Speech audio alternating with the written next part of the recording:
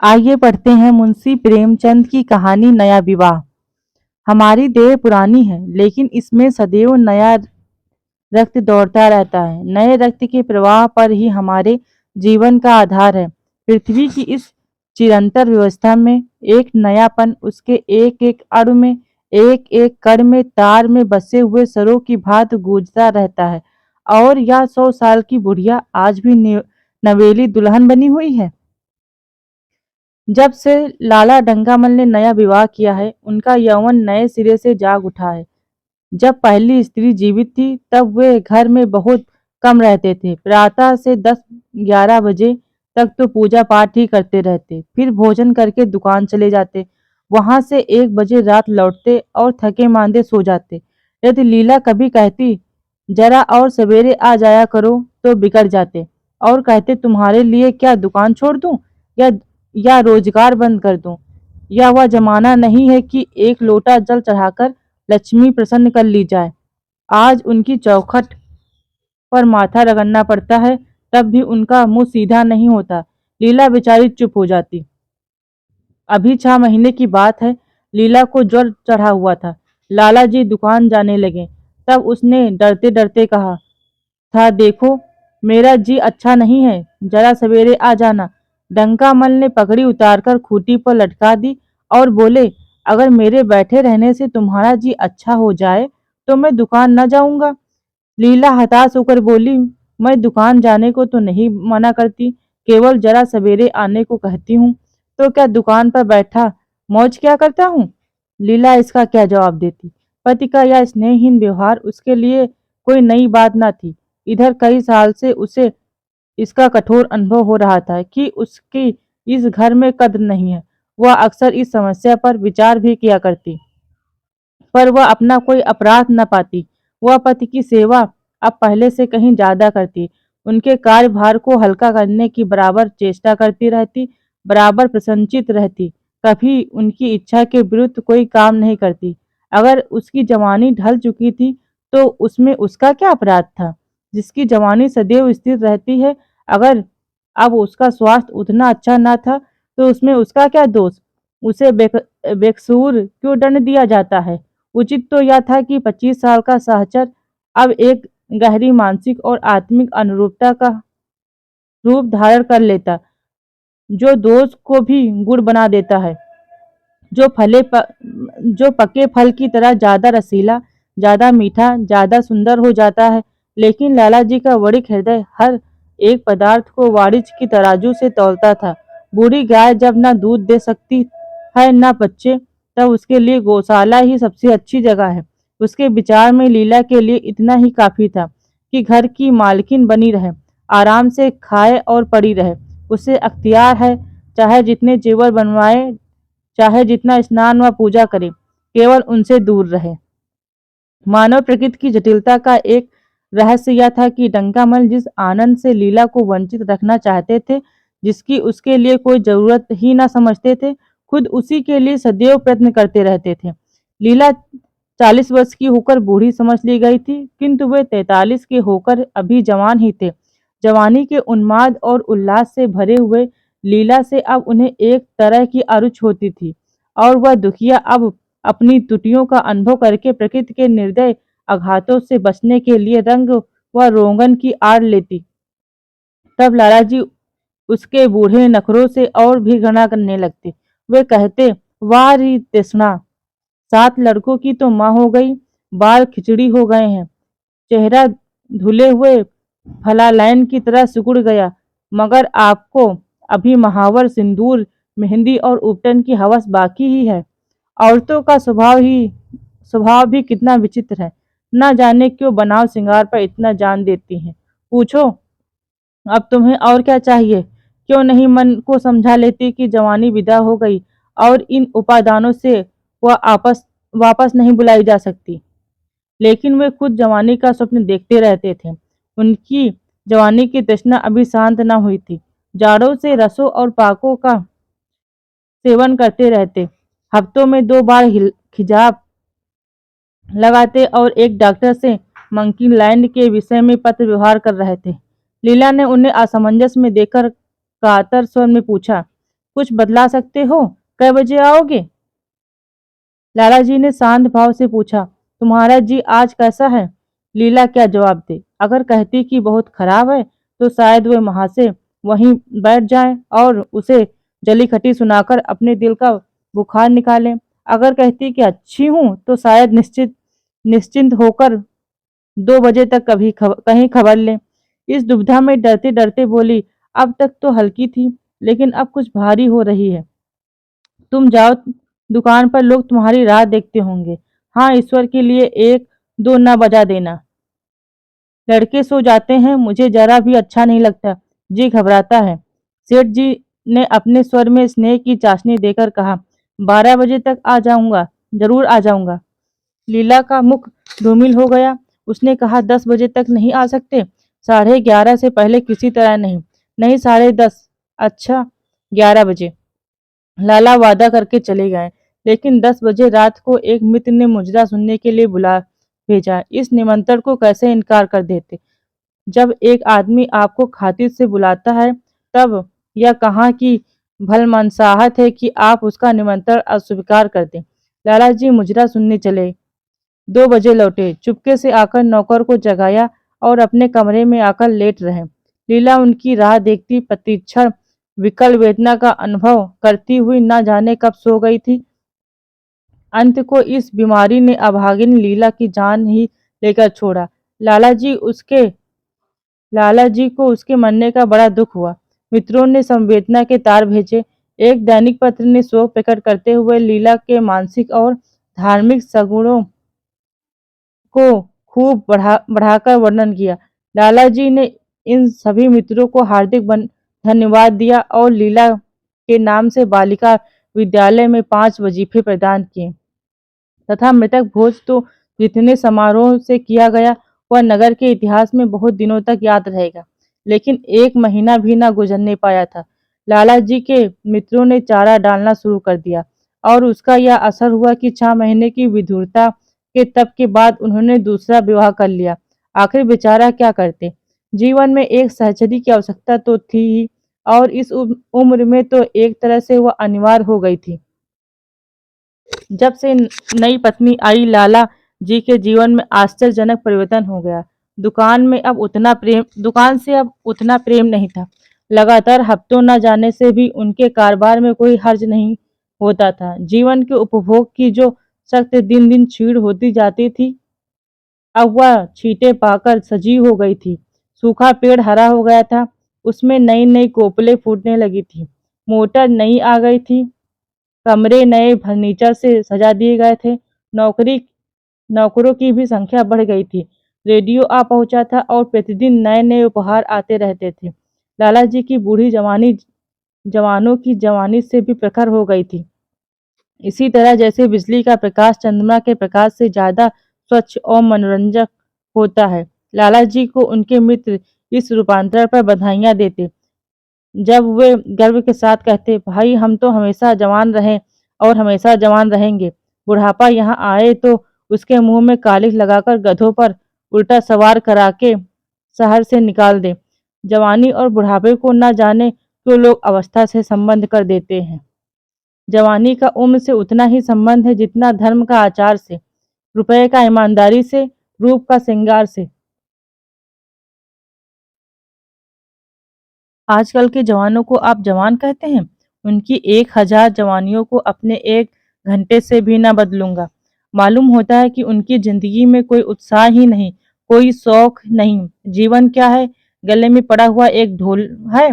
यही शब्द घटा बढ़ाकर वे आशा के हृदय पटल पर अंकित करते रहे थे। उससे उससे बराबर सिनेमा, थिएटर और दरिया की सैर के लिए आग्रह करते रहते। लेकिन आशा को न जाने क्यों इन बातों में जरा भी रुचि न थी। वह जाती तो थी, मगर बहुत टाल टूल करने के बाद एक दिन लाला जी ने आकर कहा, चलो आज बजरे पर दरिया की सैर करें। वर्षा के दिन थे, दरिया चढ़ा हुआ था। मेघमालाएं अंतरराष्ट्रीय सेनाओं की भांति रंग बिरंगी वर्दियां पहने आकाश में कवायद कर रही थी। सड़क पर लोग मलाल और बारहमासा गाते चलते थे। बागों में झूले पड़े बागों में झूले पड़ गए थे। आशा ने बेदिली से कहा, मेरा जी तो नहीं चाहता। लाला जी ने मृदु प्रेरणा के साथ कहा, तुम्हारा मन कैसा है जो अमोद प्रमोद की ओर आकर्षित नहीं होता? चलो जरा दरिया की सैर देखो। सच कहता हूँ, बजरे पर बड़ी बहार रहेगी। आप जाएं, मुझे और कई काम करने हैं। आप करने को आदमी है, तुम क्यों काम करोगी? काम करने को आदमी है, तुम क्यों काम करोगी? महाराज अच्छे सालन नहीं पकाता। आप खाने बैठेंगे तो यूं ही उठ जाएंगे। आशा अपने अवकाश का बड़ा भाग लाला जी के लिए तरह तरह का भोजन पकाने में ही लगाती थी। उसने किसी से सुन रखा था कि एक विशेष अवस्था के बाद पुरुष के जीवन का सबसे बड़ा सुख रचना का स्वाद ही रह जाता है। लाला जी की आत्मा खिल उठी। उन्होंने सोचा कि आशा को उनसे कितना प्रेम है कि वह दरिया की सैर को उनकी सेवा के लिए छोड़ रही है। एक लीला थी कि मान न मान चलने को तैयार रहती थी, पीछा छुड़ाना पड़ता था। खाम खास सिर पर सवार हो जाती थी और सारा मजा किरकिरा कर देती थी। स्नेह भरे उल्लाहने से बोले, तुम्हारा मन भी विचित्र है। अगर एक दिन सालन फीका ही रहा, ऐसा क्या तूफान आ जाएगा? तुम तो मुझे बिल्कुल निकम्मा बनाए देती हो। अगर तुम न चलोगी तो मैं भी न जाऊंगा। आशा ने जैसे गले से फंदा छुड़ाते हुए कहा, आप भी तो मुझे इधर उधर घुमा घुमा कर मेरा मिजाज बिगाड़ देते हैं। यह आदत पड़ जाएगी तो घर का धंधा कौन करेगा? मुझे घर के धंधों की रत्ती भर भी परवाह नहीं, बाल की नोक बराबर भी नहीं। मैं चाहता हूँ कि तुम्हारा मिजाज बिगड़े और तुम गृहस्थी की चक्की से दूर रहो। और तुम मुझे बार बार आप क्यों कहती हो? मैं चाहता हूँ तुम मुझे तुम कहो, तू कहो, गालियां दो, धौल जमाओ। तुम तो मुझे आप कह के जैसे देवता के सिंहासन पर बैठा देती हो। मैं अपने घर में देवता नहीं, चंचल बालक बनना चाहता हूँ। आशा ने मुस्कुराने की चेष्टा करके कहा, भला मैं आपको तुम कहूंगी? तुम बराबर वालों को कहा जाता है कि बड़ों को? मुनीम ने मुनीम ने 1 लाख के घाटे की खबर सुनाई होती तो भी शायद लाला जी को इतना दुख न होता जितना आशा के इस इन कठोर शब्दों से हुआ। उनका सारा उत्साह, सारा उल्लास जैसे ठंडा पड़ गया। सिर पर बाकी रखी हुई फूलदार टोपी, गले में पड़ी हुई जोगिए रंग की चुन्नी हुई रेशमी चादर, व तंजेब का बेलदार कुर्ता जिसमें सोने के बटन लगे हुए थे। यह सारा ठाट कैसे उन्हें हाथ से जनक जान पड़ने लगा, जैसे वह सारा नशा किसी मंत्र से उतर गया हो। निराश होकर बोले, तो तुम्हें चलना है या नहीं? मेरा जी नहीं चाहता तो मैं भी न जाऊंगा। मैं आपको कब मना करती हूँ? फिर आप कहाँ? आशा ने जैसे भीतर से जोर लगाकर कहा, तुम। और उसका मुखमंडल लज्जा से आरक्त हो गया। हाँ, इसी तरह तुम कहा करो। तो तुम नहीं चल रही हो?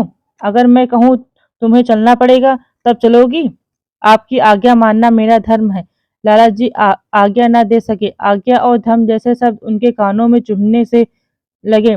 खिसियाए हुए बाहर को चल पड़े। उस वक्त आशा को उन पर दया आ गई। बोली, तो कब तक लौटोगे? मैं नहीं जा रहा हूँ। अच्छा, तो मैं भी चलती हूँ।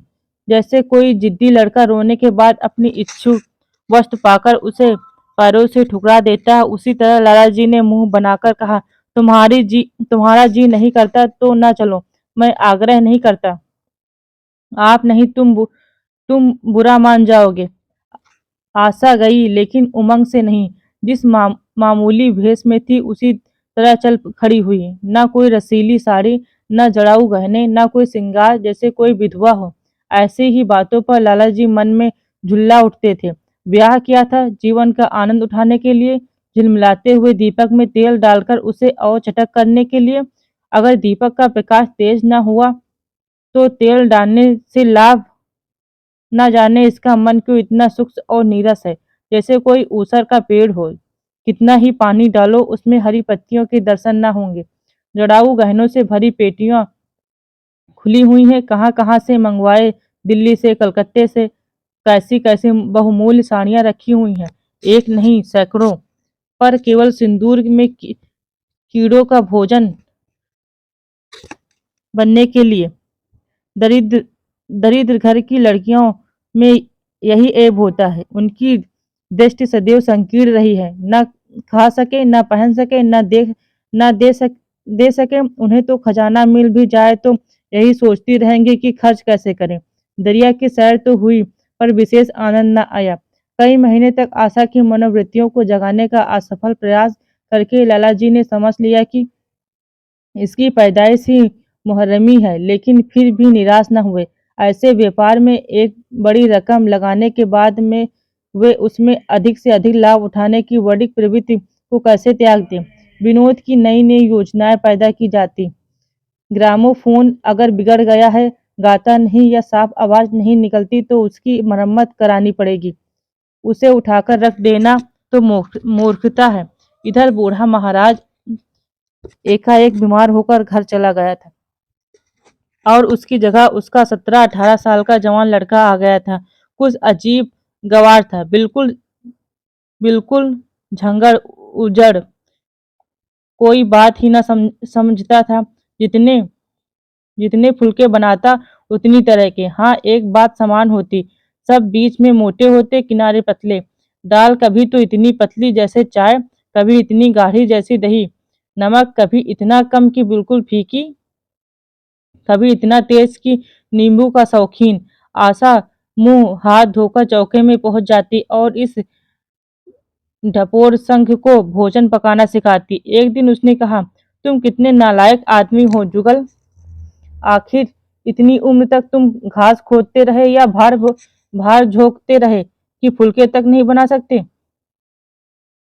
जुगल आंखों में आंसू भरकर कहता है, बहू जी, अभी मेरी उम्र ही क्या है, 17वां ही तो पूरा हुआ है। आशा को उसकी बात पर हंसी आ गई। उसने कहा, तो रोटियां पकाना क्या 10-5 साल में 10-5 साल में आता है। आप एक महीना सिखा दे बहू जी, फिर देखिए मैं आपको कैसे फुलके खिलाता हूँ कि जी खुश हो जाएगा। जिस दिन जिस दिन मुझे फुलके बनाने आ जाएंगे, मैं आपसे कोई इनाम लूंगा। सालन तो अब मैं कुछ कुछ बनाने लगा हूँ। क्यों? आशा ने हौसला बढ़ाने वाली मुस्कुराहट के साथ कहा, सालन नहीं, वो बनाना आता है। अभी कल ही नमक इतना तेज था कि खाया ना गया। मसाले में कंजौधा आ रही थी। मैं जब सालन बना रहा था तब आप यहाँ कब थी? अच्छा, तो मैं जब यहाँ बैठी रहूं तब तुम्हारा सालन बढ़िया पकेगा। आप बैठी रहती हैं तब मेरा अक्ल ठिकाने रहती है। आशा को जुगल की इन भोली बातों पर खूब हंसी आ रही थी। हंसी को रोकना चाहती थी, पर वह इस तरह निकली पड़ती थी जैसे भरी बोतल उड़ेल दी गई हो। और मैं नहीं रहती तब तो आपके कमरे के द्वार पर जा बैठता हूँ, वहां बैठकर अपनी तकदीर को रोता हूँ। आशा ने हंसी को रोककर पूछा, क्यों रोते क्यों हो? या ना पूछिए बहू जी, आप इन बातों को नहीं समझेंगी। आशा ने उसके मुंह की ओर प्रश्न की आंखों से देखा। उसका आशा कुछ तो समझ गई, पर न समझने का बहाना किया। तुम्हारे दादा आ जाएंगे तब तुम चले जाओगे। और क्या करूंगा बहू जी, यहाँ कोई काम दिलवा दीजिएगा तो पड़ा रहूंगा। मुझे मोटर चलाना सिखवा दीजिए, आपको खूब सैर कराया करूंगा। नहीं नहीं बहू जी, आप हट जाइए, मैं पतीली उतार लूंगा। ऐसी अच्छी साड़ी है आपकी, कहीं कोई दाग पड़ जाए तो क्या हो। आशा पतीली उतार रही थी, जुगल ने उसके हाथ से सड़सी ले ली चाहिए। दूर रहो फूहड़, तो तुम हो ही, कहीं पतीली पांव पर गिरा ली तो महीनों झिकोगे। जुगल ने मुख पर उदासी छा गई जुगल के मुख पर उदासी छा गई। आशा ने मुस्कुराकर पूछा, क्यों मुंह क्यों लटक गया सरकार का? जुगल रुआसा होकर बोला, आप मुझे डांट देती हैं बहू जी, तब मेरा दिल टूट जाता है। सरकार कितना ही घुड़के मुझे बिल्कुल ही दुख नहीं होता। आपकी नजर कड़ी देकर मेरा खून सर्द हो जाता है। आशा ने दिलासा दिया, मैंने तुम्हें डांटा तो नहीं, केवल यही तो कहा कि कहीं पतीली तुम्हारे पाँव पर गिर पड़े तो क्या हो। हाथ ही तो आपका भी है, कहीं आपके ही हाथ में से छूट जाए तो। लाला डंकामल ने रसोई घर के द्वार पर आकर कहा, आशा जरा यहाँ आना, देखो तुम्हारे लिए कितने सुंदर गमले लाया हूँ, तुम्हारे कमरे के सामने रखे जाएंगे। तुम यहाँ धुएं धक्कड़ में क्यों हलाकान होती हो? इस लड़के से कह दो कि जल्दी महाराज को बुलाएं, नहीं तो मैं कोई दूसरा आदमी रख लूंगा। महाराजों की कमी नहीं है, आखिर कब तक कोई रियायत करे। गधे को जरा भी तमीज नहीं आई। सुनता है जुगल, लिखते आज अपने बाप को। चूल्हे पर तवा रखा हुआ था। आशा रोटियां बेलने में लगी थी। जुगल तवे के लिए रोटियों का इंतजार कर रहा था। ऐसी हालत में भला आशा कैसे गमले देखने जाती। उसने कहा, जुगल रोटियां टेढ़ी मेढ़ी बेल बेल डालेगा। लाला जी ने कुछ चिढ़कर कहा, अगर रोटियां टेढ़ी मेढ़ी बेलेगा तो निकाल दिया जाएगा। आशा अनसुनी करके बोली, 10-5 दिन में सीख जाएगा, निकालने की क्या जरूरत है। तुम आकर बतला दो गमले कहाँ रखे जाएं। कहती तो हूँ रोटियां बेलकर आ ही जाती हूँ। नहीं, मैं कहता हूँ तुम रोटियां मत बेलो, आप तो खामखा जिद करते हो। लाला जी सन्नाटे में आ गए। आशा ने कभी इतनी रुखाई से उन्हें जवाब न दिया था, और यह केवल रुखाई न थी, उसमें कटुता भी थी। लज्जित होकर चले गए। उन्हें ऐसा क्रोध आ रहा था कि इन गमलों को तोड़कर फेंक दें और सारे पौधों को चूल्हे में डाल दें। जुगल ने सहमे हुए स्वर में कहा, आप चली जाए बहू जी, सरकार बिगड़ जाएंगे। बको मत, जल्दी जल्दी फुलके सेको, नहीं तो निकाल दिए जाओगे। और आज मुझसे रुपए लेकर अपने लिए कपड़े बनवा लो। भिखमंगों की सी सूरत बनाए घूमते हो और बाल क्यों इतने बढ़ा रखे हैं, तुम्हें नाई भी नहीं जुड़ता। जुगल ने दूर की बात सोची। बोला, कपड़े बनवा लूं तो दादा को हिसाब क्या दूंगा। अरे पागल, मैं हिसाब में नहीं देने कहती, मुझसे ले जाना। जुगल काहिलपन की हंसी हंसा। आप बनवाएंगी तो अच्छे कपड़े लूंगा, खद्दर के मलमल का कुर्ता, खद्दर की धोती, रेशमी चादर, अच्छा सा चप्पल। आशा ने मीठी मुस्कान से कहा, और अगर अपने दाम से बनवाने पड़े तब कपड़े ही क्यों बनवाऊंगा। बड़े चालाक हो तुम। जुगल ने अपनी बुद्धिमत्ता का प्रदर्शन किया। आदमी अपने घर में सूखी रोटियां खाकर सो रहता है, लेकिन दावत में तो अच्छे अच्छे पकवान ही खाता है।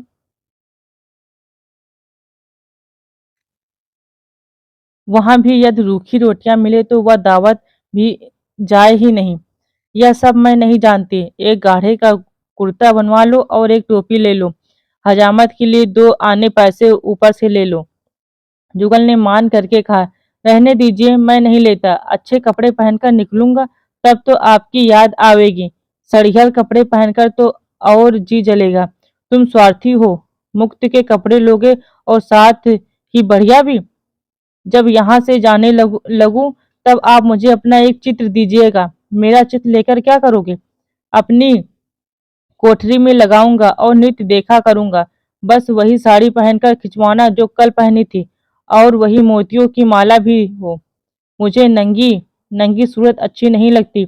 आपके पास तो बहुत गहने हैं, गहने होंगे, आप पहनती क्यों नहीं। तो तुम्हें गहने अच्छे लगते हैं।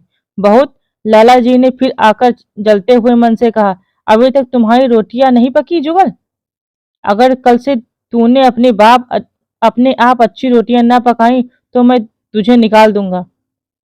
आशा ने तुरंत हाथ मुंह धोया और बड़े प्रसन्न मन से लाला जी के साथ गमले देखने चली। इस समय उसकी इच्छा भी में प्रफुल्लता की रौनक थी, बातों में भी जैसे शक्कर घुली हुई थी। लाला जी का सारा खिसियानापन मिट गया था। उसने गमलों को मुग्धा आंखों से देखा। उसने कहा, मैं इनमें से कोई गमला ना जाने दूंगी। सब मेरे कमरे के सामने रखवाना। सब कितने सुंदर पौधे हैं। वाह, इनके हिंदी नाम भी मुझे बतला देना। लाला जी ने छेड़ा, सब गमले क्या करोगी, 10-5 पसंद कर लो, शेष में बाहर रखवा दूंगा। जी नहीं, मैं एक भी ना छोड़ूंगी, सब यहीं रखे जाएंगे। बड़ी लालचीन हो तुम। लालचीन ही सही, मैं आपको एक भी ना दूंगी, 2-4 तो दे दो, इतनी मेहनत से लाया हूँ। जी नहीं, इसमें से एक भी ना मिलेगा। दूसरे दिन आसन ने अपने को आभूषण से खूब सजाया और फिरोजी साड़ी पहनकर निकली। तब लाला जी की आंखों में जोत आ गई। समझे अवश्य ही अब उनके प्रेम का जादू कुछ कुछ चल रहा है। नहीं तो उनके बार बार के आग्रह करने पर भी, बार बार यातना करने पर भी उसने कोई आभूषण न पहना था। कभी कभी मोतियों का हार गले में डाल लेती थी, वह भी ऊपरी मन से। आज वह आभूषणों से अलंकृत होकर फूली नहीं समाती। इतराई जाती, मानो कहती हो, देखो मैं कितनी सुंदर हूँ। पहले जो बंद कली थी वह आज खिल गई थी। लाला जी पर घड़ों नशा चढ़ा हुआ था। वे चाहते थे उनके मित्र और बंधु वर्ग आकर इस सोने की रानी के दर्शनों से अपनी आंखें ठंडी करें, देखें कि वह कितनी सुंदर, संतुष्ट और प्रसन्न है। जिन विद्रोहियों ने विवाह के समय तरह तरह की शंकाएं की थी, वे आंखें खोलकर देखें कि डंकामल कितना सुखी है। विश्वास, अनुराग और अनुभव ने चमत्कार किया है। उन्होंने प्रस्ताव किया, चलो कहीं घूम आए, बड़ी मजेदार हवा चल रही है। आशा इस वक्त कैसे जा सकती थी? अभी उसे रसोई में जाना था, वहां से कहीं 12-1 बजे फुर्सत मिलेगी, फिर घर के दूसरे धंधों सिर पर सवार हो जाएंगे। सैर सपाटे के पीछे क्या वो घर चौपट कर दे? सेठ जी ने उसका हाथ पकड़ लिया और कहा, नहीं, आज मैं तुम्हें रसोई में न जाने दूंगा। महाराज के लिए कुछ ना होगा तो आज उसकी सामत भी आ जाएगी। आशा के मुख पर से वह प्रफुल्लता जाती रही, मन भी उदास हो गया। एक सोफा पर लेटकर बोली, आज ना जाने क्यों कलेजे में मीठा मीठा दर्द हो रहा है। ऐसा दर्द कभी नहीं होता था। सेठ जी घबरा उठे। यह दर्द कब से हो रहा है? हो तो रहा है रात से ही, लेकिन अभी कुछ कम हो गया था, अब फिर होने लगा है। रह रहकर जैसे चुभन हो जाती है। सेठ जी एक बात सोचकर दिल ही दिल फूल उठे। अब वे गोलियां रंग ला रही हैं। राज राज वैद्य जी ने कहा भी था कि जरा सोच समझकर उसका सेवन कीजिएगा। क्यों ना हो, खानदानी वैद्य है। उसके बाप बनारस के महाराज के चिकित्सक थे। पुराने और परीक्षक नुस्खे उसके पास हैं। उन्होंने कहा, तो रात से ही यह दर्द हो रहा है? तुमने मुझसे कहा नहीं? नहीं तो वैद्य जी से कोई दवा मंगवाता।